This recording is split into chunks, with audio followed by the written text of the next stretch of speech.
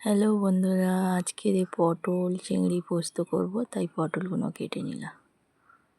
পটলগুলো এইভাবে চিড়ে চিড়ে নেব যাতে মশলাটা ভালোভাবে ঢোকে।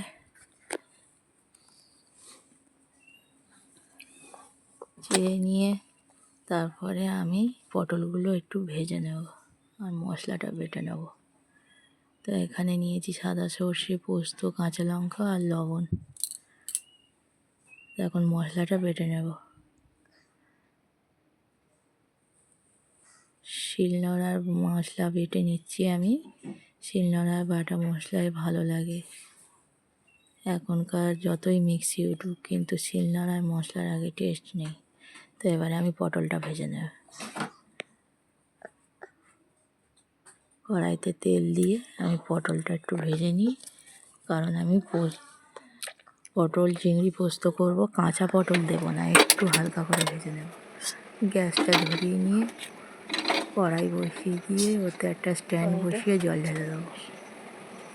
ওর উপরে টিফিন কাঠিটা বসিয়ে দেবো, দিলে ভাপাটা আমার হয়ে যাবে।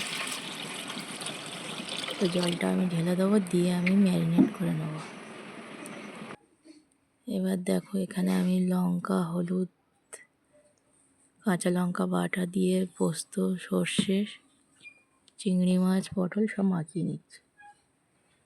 লবণ টবণ দিয়ে মাখিয়ে নিয়ে আমি টিফিন কাঠিতে ঢেলে দেব। ঢেলে ওতে একটু সর্ষের তেল দেবো, দিলে ভালো লাগবে। ভাপাতে তো তেল বেশি একটু দিতে হয়, সর্ষের তেল। তো আমি ভাপাটা মাখানো হয়ে গেছে আমার, আমি একটু সর্ষের তেল দিয়ে নিচ্ছি। সর্ষের তেল দিয়ে আমি এখন এটা টিফিন কাঠির ভিতরে ঢেলে দেব। তো এখন একটু চিনি দিইনি, চিনিটা একটু দিয়ে দেবো। দিয়ে একটু সামান্য পরিমাণে যে বাটিটায় সর্ষে বাটা রেখেছিলাম ওইটা একটু ধুয়ে জল দিয়ে দেবো। বেশি জল দিতে লাগবে না, এতে জলই লাগে না। আর একটা কাঁচা লঙ্কা চেরা উপর থেকে দিয়ে দিলাম। দিয়ে আমি যে পটল ভাজার যে তেলটা ছিল, সেই তেলটা আমি লাস্টে ওর ওপর দিয়ে দেবো। দিয়ে ঢাকনাটা চাপিয়ে দিয়ে আমি ওর উপরে কড়াইতে জলটা ফুটছে ওতে বসিয়ে দেবো। দিয়ে একটা ঢাকনা চাপা দিয়ে দেবো। 40 মিনিট পর আমি খুলব। 40 মিনিট পরে আমি খুলে আপনাদের দেখাচ্ছি।